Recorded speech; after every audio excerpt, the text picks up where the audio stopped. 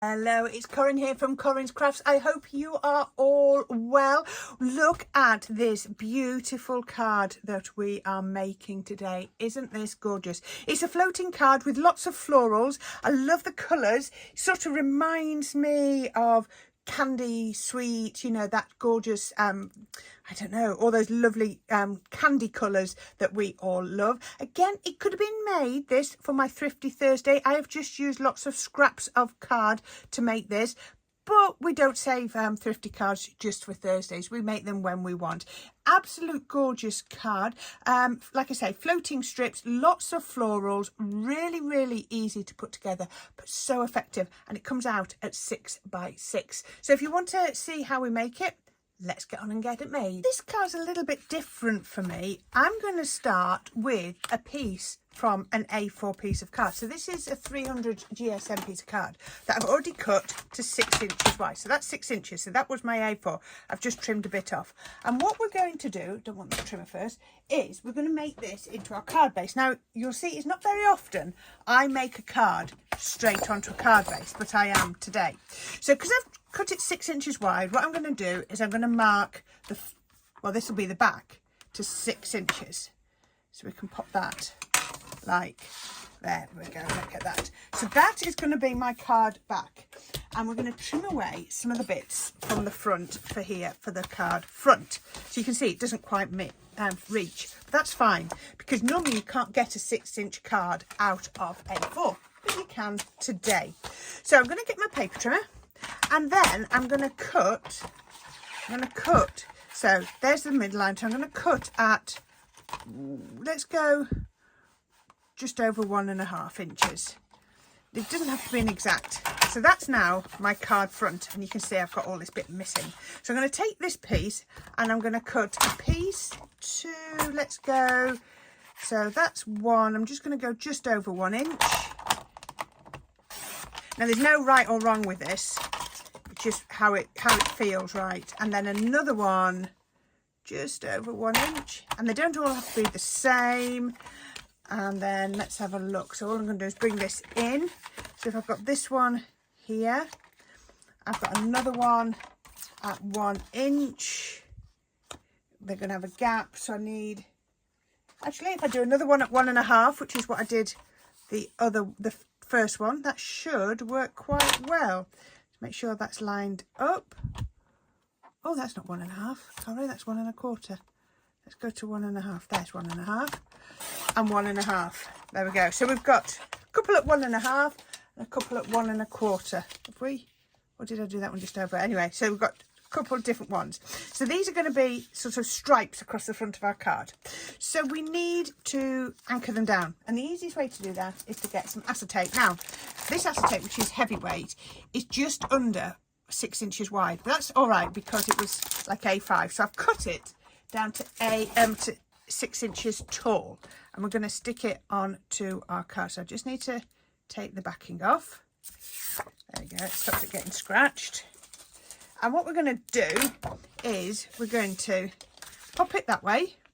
So I've got my 6 inches wide, and as you can see there's a little gap at the top and a little gap at the bottom, and that's fine. And I'm going to stick one at the top, I'm going to stick one at the bottom, one there, oops, and one there. Now I think the best tape to use is red liner tape. So we can stick those like that, and they've got gaps in between. And guess what? I've got one that I've already done that too. There we go. Just to show you how it's done. So it doesn't matter if the gaps are different sizes, or the pieces are different sizes. That's what we're going to do. And then there's the back panel, so you can see. Now if you want to, we can decorate the inside, but that's not the most important thing. Then I just had a look at what I'd got in. I was going to just use a stitch circle, and then I saw this one that was from, you can see, one of my signature collections from a few years back. So it was a frame. So I cut it out of some orange, but I wanted it to be a mat rather than a frame. So I just put some masking tape around there just to paste that one back in, because if we put this like here, because it's got gaps, you see those gaps, it'll bend. So what we were trying to do now is just bridge that. So I'm going to put those across there so that they bridge. Wasn't quite enough, so I did exactly the same in a white textured cardstock. Part of me thinks I should have not used coloured masking tape. Perhaps if I did it next time I might just use my clear, but that one's going to go under there. And you know what? You don't see it very much at all. We can live with that. We can live with that. So I think the best thing to do will be, I'm going to turn that over and I'm going to do dotty tape all over there, all over those edge pieces. And then I'm going to use solid tape all over that bit there. And I'm even going over the masking tape. Lift that up. So this one is going to come around here. So this one is going to go, oops, caught it, approximately there. So what I've done now is I've put down a bridge. So we've made that a little bit more solid. So let's do the same with this one. Dotty all over the bits where it's all got cutouts, because that's what we want there. And then solid just there. And I think my doorbell might go in a minute because the dog started barking, so apologies if it does. Might not, might just be the dog being silly. Okay, and then I'm going to pop this one, so I'm going to bridge that final bit, and I want them sort of almost making a bit of a curve. Right, sorted. The dog did bark. It was the Amazon driver, but you're going to the neighbour's house and not mine. She knows the van. Okay, so we're back to it now. Hopefully she won't bark again. So now I've put that on. So you can see now that is a lot stronger. So we've only got the acetate, we've got the strips across, but we've bridged those gaps as well. So we need something to come across here. So I could have made this card for my Thrifty Thursday. I don't know, but I decided to do it today. So I've just got all sorts of different bits of cardstock here, and I've just cut out some flowers. So I've used these flowers. These are one of the last collections I had with Crafter's Companion. They're just some flowers, but I'm sure you've got lots of different flower dies. So I've got these cut out here. I've got some leaves. I've got a twiggy bit.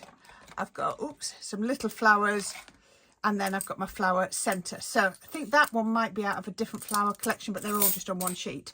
So I've just used this scrap pile to cut bits out. So I've got a couple of different colours in pink. I'll show you those first. So all I'm going to do, take a sponge, turn them upside down. I'm going to get my ball tool, and I'm going to just shape them a little bit from behind. And I like it sometimes just using two colours. I think it's really good fun. It just adds a little bit more dimension, doesn't it? Because if you think about it, flowers often are. And then I cut that little centre out of yellow. So I'm going to get my tacky glue, and tacky glue is good for this over just regular PVA because it'll go tacky quicker and hold. So I put the smallest little bit in there, and what I'm actually going to do is I'm going to dip that into there so that I've now got glue on both of those, because I want the smallest amount, and sometimes it's quite hard to get the small amount out. And I'm just going to press that down so it grips, and then I'm going to put the centre in. They're not gripping yet. Okay, give it another twizzle. I don't want them to go over each other. Put that like that. Then I'm going to get the smallest, well, that's not my smallest ball tool, that's my smallest one.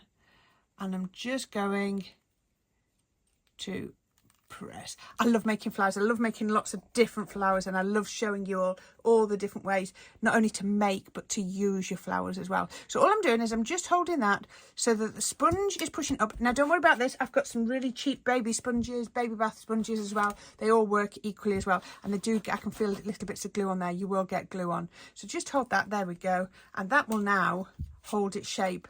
And the tacky glue will help it to hold its shape. Can you see how dimensional that is? I've got another one. I don't know if I need to. I've also cut out of a paler pink this flower, and that is just from my, instead of gluing it in, I just used one of my Cadence pearls, and I put that in first because the pearl I had wasn't quite big enough, but the next size up pearl was too big. So I thought, I know, how about I use like my pearl ones under there, and it almost makes it look like a double pearl. Then the other thing I've done is I've just taken some of these out of there. Oh, the colourways are beautiful, aren't they? And then that small flower that you saw, I've just cut them out of different colours just to try and bring all of the colours together. Now you see, most of this is linen card. I do like linen card. I've also cut it out of white. I don't know if I'm going to use that. Don't worry, anything that I don't use goes back into the box. I've got one little bit of foliage in white, just cut those out. I've got some twiggy bits in brown, cut 2 of those. Again, I don't know how many of them I'm going to use. I had another, this one I just took straight out of my leftover box. It went like that somehow, and I've cut it in half.